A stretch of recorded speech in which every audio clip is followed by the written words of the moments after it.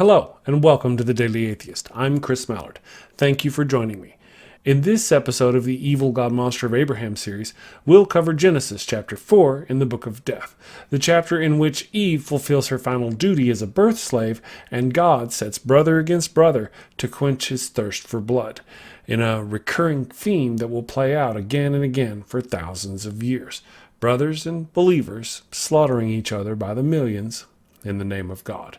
Stick around.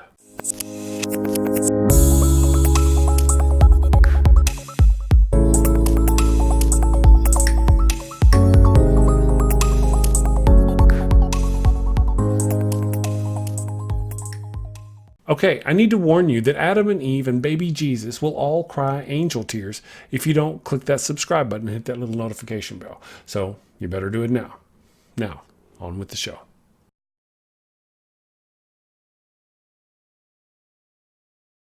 In the Bible, the first 3 chapters give us a quick rundown of creation, and chapters 2 and 3 make sure to put woman in her place. Despite being a helper, we never see her do anything, literally anything, beyond creating sin. No other lessons to be learned from Eve at all, just sin. Now, in chapter 4, she's going to have a few babies, all boys of course, fulfilling her duty to bear children, then she vanishes.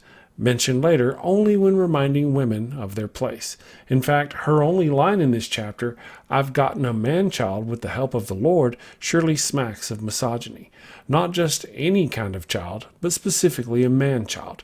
Eve herself is telling all women who come after her that, well, almond joy is better than a mouse, and every time you feel like a nut.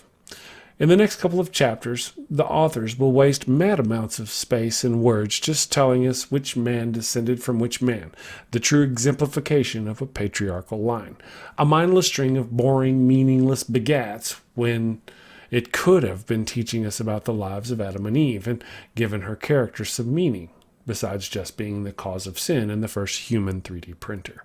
I mean, it opens with Eve dropping a couple of babies, then forgets about her for the rest of the chapter until we need her to crank out another baby. Eve fulfilling her purpose. She caused the sin which caused the downfall of all of humanity, then she drops some babies and she's out. She has 3 babies in chapter 4, Cain, Abel, and Seth. Then in Genesis chapter 5, verse 4, it says, "And the days of Adam after he had begotten Seth were 800 years, and he begat sons and daughters." Then he begat more children, we presume, with Eve is the last direct, indirect mention of her in the Bible. After this, when the Bible refers to Eve, it's to vilify her for the sin she created or to point out how she was lesser than Adam. 2 Corinthians 11, verse 3, "But I am afraid that as the serpent deceived Eve by his craftiness, your minds will be led astray by the simplicity and purity of devotion to Christ." You may have heard that scripture, 1 Timothy 2:12, which says, "But I do not allow a woman to teach or exercise authority over a man, but to remain silent." That's a fairly popular one, an old chestnut, if you will.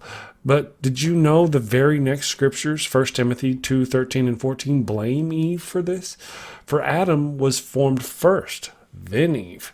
And it was not Adam who was deceived, but the woman, being deceived, fell into transgression. In my previous videos, I mentioned how having Adam be created first, in a way, gave him dominion over Eve. Here we see someone who has read that text and is using it against women. We didn't have to wait for modern examples of someone oppressing women because of their interpretation of the Eve story. It happens right here in a later chapter of the Bible. So at this point, let's forget Eve. The Bible certainly does.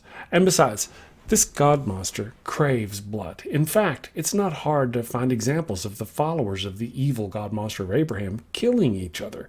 Jews kill each other throughout the Old Testament. Christians have been killing each other since the foundations of their church.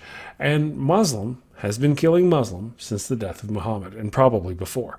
Believer killing believer, brother killing brother. And why not? The 4th chapter in the Book of Death opens with brother killing brother, prompted directly by the actions of the evil God monster of Abraham. An interesting side note, it's not just brother against brother. In a way, the Bible sets farmer against herder. I'm curious if there's ever been any animosity between farmers and herders because of the way the Bible treats Cain and Abel. If you know of some examples, let me know in the comments below. Let me explain that though. Genesis 4, verse 3 says, "And she bare his brother Abel, and Abel was a keeper of sheep, but Cain was a tiller of the ground." There seems to be a negative connotation to the word "but" here, and at first I thought it was just me reading into it, but it sure seems like the author favors herders over farmers. In the following scriptures, Cain offers God the fruit of the ground, and Abel offers the fat of the firstlings of his flock, both offerings presumably being the best of what their trades produced. Yet God frowns on Cain's offering and smiles on Abel's, which stirs Cain against Abel. Perhaps nothing, perhaps a subtle slight to those who work the ground. Anyway, back to the main point. Something I want to mention is that in earlier chapters of the Book of Death, it mentions God specifically makes working the ground hard. And I would argue that farming in those days was probably a lot more labor intensive than herding. Not that both aren't hard, but in this case, God specifically increased one's difficulty level as a punishment. So in other words, Cain worked his ass off, slaving under the curse of God in the hardened ground. Then he offers God his best and was shunned, while his younger brother, Abel, worked less, offered less, the fat of the flock, not the meat, but was given the praise of God. Then when Cain was upset for being shunned, God adds insult to injury by saying, Genesis chapter 4, verse 6 and 7, "And the Lord said to Cain, Why are you angry, and why is your face downcast? If you do what is right, will you not be accepted? But if you do not do what is right, sin is crouching at your door." Wait, he did well.